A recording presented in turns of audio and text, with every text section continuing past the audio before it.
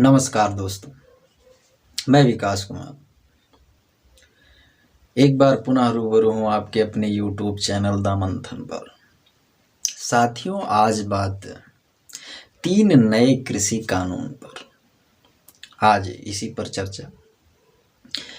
ये बहुत ज्वलंत मुद्दा है, खासकर तमाम किसानों को या तमाम किसान परिवार के उन बच्चों को जो पढ़े लिखे हैं, उनको भी ये कानून समझ में नहीं आ पा रहा है। साधारणता उन्हें समझ में नहीं आ रहा कि आखिर अगर उनसे पूछा जाए, किसानों से पूछा जाए, तो बताते हैं कि हाँ कोई है जिसकी वजह से आंदोलन तो चल रहा भैया, लेकिन हमें तो पता ही नहीं है कि आखिर आंदोलन क्यों चल रहा है। तो इसको सरल भाषा में समझने के लिए मैं आपको सिलसिलेवार ढंग से जो ये तीनों कानून हैं उनको जो है विस्तार से समझाऊंगा। इसलिए आप वीडियो के अंत तक मेरे साथ बने रहिए। और ये तीनों कानूनों को मैं एक वीडियो में यानी 3 वीडियो के माध्यम से आपके सामने प्रस्तुत करूंगा। तो सबसे पहले आपको, अब हमारे किसान तो आप जान ही रहे हैं कि कितने समझदार हैं। उन्हें तो वैसे भी आधी चीज़ें पता नहीं रहती हैं। बस अब कुछ लोग कहते हैं कि भाई जो कानून हो संवैधानिक नहीं है, और सत्ता पक्ष कह रहा है कि विपक्ष की चाल है। और कुछ लोग कह रहे हैं कि जब भाई ये कानून पूरे देश में लागू है तो इसमें जो है पंजाब और हरियाणा के ही किसान अधिकतर क्यों, आखिर इन्हें क्या समस्या है ज़्यादा। तो आइए इस कानून को, जो ये तीनों कानून हैं, इनकी समस्या और इनकी वास्तविकता को समझते हैं। तो सबसे पहले मैं आपको बता दूं कि कृषि में केवल खाद्यान्न फसलें ही नहीं आती, बल्कि जो है पशुपालन, मुर्गी पालन, मत्स्य पालन, ये सारी चीज़ें आती हैं। यानी अगर सरकार कोई भी कानून बनाती है तो इन सब पर भी वो चीज़ें लागू होंगी। कितने लोगों को ये भी बात पता नहीं चलता। आप इसके बारे में जो है पता कर सकते हैं। कुछ आंदोलनकारियों को तो जो किसान आंदोलन पर बैठे हैं, जो धरने पर बैठे हैं, उनमें से तमाम को तो इस कानून के बारे में पता भी नहीं कि आखिर वो किसके लिए धरना कर रहे हैं। तो आइए सबसे पहले जो है, खैर हम कोई पक्ष विपक्ष की नहीं बात कर रहे हैं। बहरहाल हम अब जो है हमारे सामने जो कानून है उसमें क्या चीज़ें लिखी गई हैं उसके बारे में हम लोग चर्चा करेंगे। तो जो इसमें पहला कानून है उसको मैं पढ़ के सुनाता हूँ, पढ़ दे रहा हूँ कि क्या है। तो सबसे पहला जो कानून है, कृषक उपज व्यापार और वाणिज्य संवर्धन और सरलीकरण अधिनियम 2020। ये जो है पहला कृषि संबंधी कानून है जिसे केंद्र सरकार ने हाल ही में पास किया था। तीनों में से पहला है। तो आइए इसका सामान्य सार समझ लेते हैं कि इसमें सबसे पहले तो किसान की उपज के बारे में बात की गई। दूसरा जो है, इसमें जो है व्यवसाय और वाणिज्य के बारे में बात किया गया है, ट्रेड एंड कॉमर्स के बारे में। और तीसरा जो है, जो इसमें संवर्धन और सरलीकरण और संवर्धन के बारे में कहा गया, यानी प्रमोशन एंड फैसिलिटेशन के बारे में बात की गई है।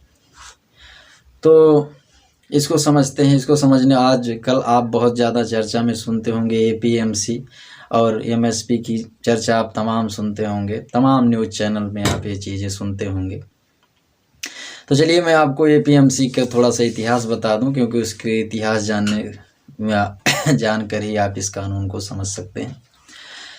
तो APMC होता है क्या? APMC का जो फुल फॉर्म है, अगर APMC, तो ये वो होता है एग्रीकल्चर प्रोड्यूस मार्केट कमेटी है। किसानों को उचित एवं लाभकारी मूल्य जो है नहीं मिलते। ये जो है समस्या आज की नहीं, आप लोग अमूमन देखते होंगे कि किसानों को जो है उनकी उपज का सही और लाभकारी मूल्य नहीं मिल पाता। इसलिए आज़ादी के बाद जो है इस पर तमाम जो है प्रयास किए गए इसको ठीक करने के लिए। लेकिन 1970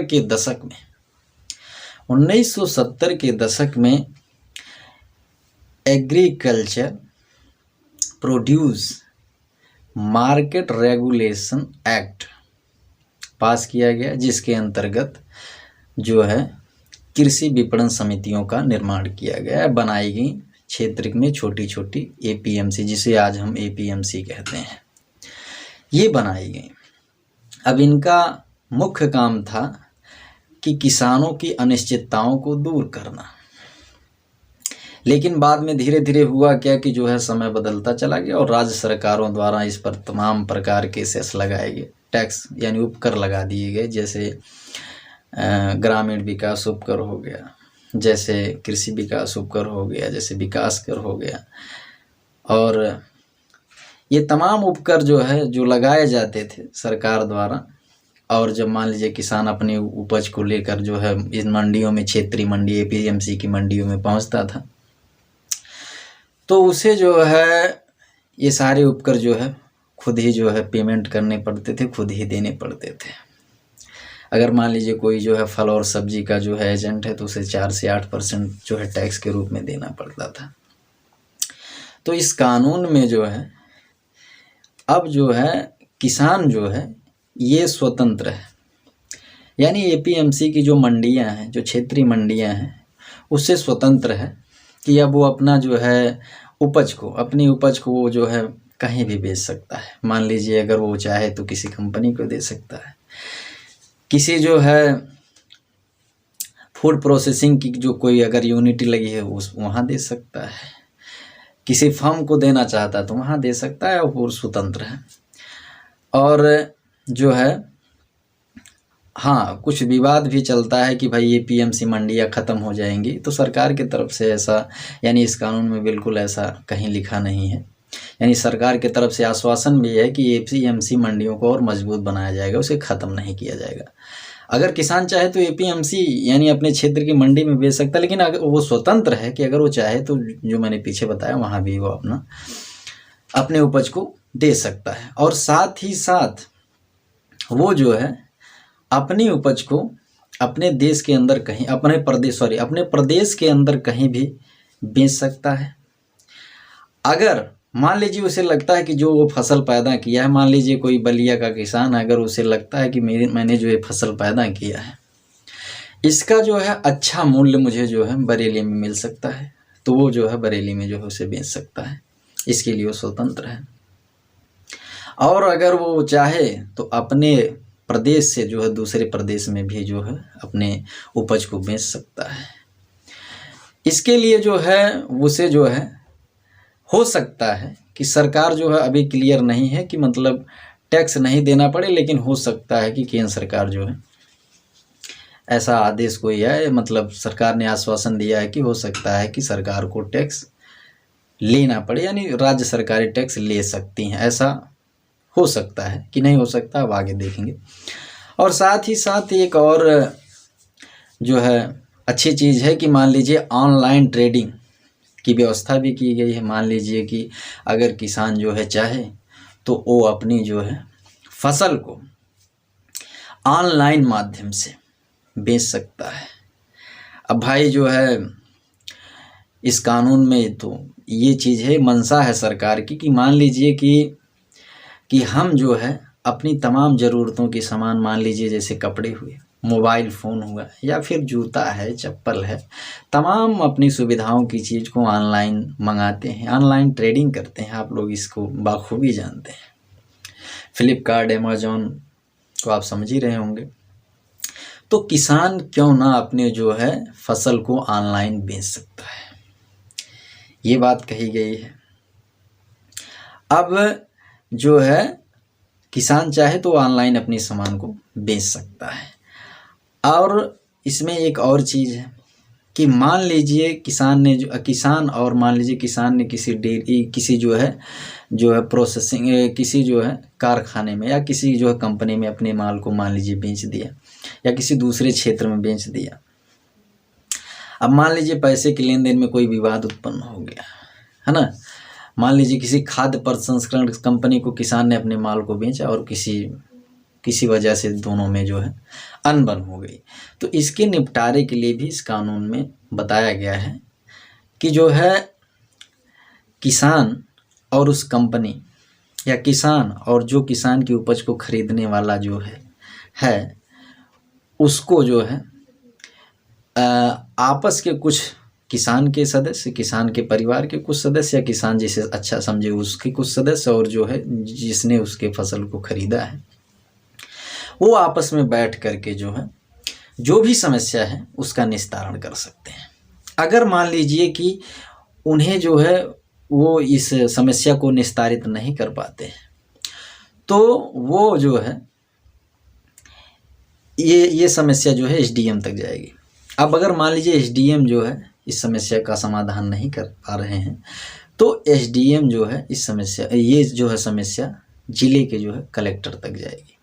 अब कलेक्टर को यह आदेश है कि जो है वो 1 महीने के अंदर अंदर इस समस्या का समाधान करे, और या फिर कलेक्टर चाहे तो किसी एडिशनल कलेक्टर की नियुक्ति करके इस समस्या का निपटारा कराए। बस इतनी सी बात, मोटी मोटी सी बात जो है इस कानून में कही गई है। तो आशा करता हूं कि आपको ये कानून समझ में आ गया होगा। अब आप मुझे जो है कमेंट बॉक्स में ये बताएं कि इस कानून में आखिर कौन सी समस्या है, और कौन सी जो है इसमें कौन सी अच्छाइयाँ हैं और कौन सी बुराइयाँ हैं। तो आप कमेंट बॉक्स में ये मुझे ज़रूर बताएं। और साथ में ये चीज़ आप ध्यान रखिएगा, इस जो है कानून में ये भी कहा गया है कि मान लीजिए कि अगर कोई व्यवसाय करना चाह रहा है, तो वो जो है सिंपल सी बात है कि पैन कार्ड आवश्यक है। इसमें जो है व्यवसाय करने के लिए आपको पैन कार्ड की आवश्यकता होगी। अगर आपके पास पैन कार्ड है तो आप जो है इसमें रजिस्टर्ड करके जो है आप व्यवसाय कर सकते हैं। और हाँ, अब किसानों को ये सरकार की तरफ से आश्वासन है कि अगर वो चाहें तो, अगर मान लीजिए उनका और जो है जिसको उन्होंने अपना उपज बेचा है, यानी किसान जिसको अपनी उपज बेचा है, अगर उनके बीच का विवाद बढ़ रहा है तो वो न्यायालय में भी जा सकते हैं, जो किसानों की एक मूल समस्या रही है।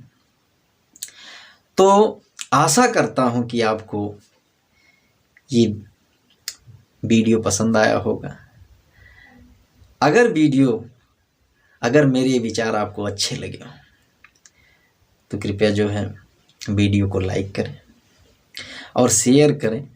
अगर हमारे चैनल पर नए हैं तो सब्सक्राइब करें और बेल बटन को दबाएं, क्योंकि आप याद रखिए कि हमारे देश के जो है हमारे देश के लगभग 50% किसानों को जो है इस नए कृषि कानून के बारे में कुछ पता नहीं है। यहाँ तक कि पढ़े लिखे लोगों को भी नहीं पता है। इसलिए आप जो है इस वीडियो को ज़्यादा से ज़्यादा शेयर करें। धन्यवाद। नमस्कार।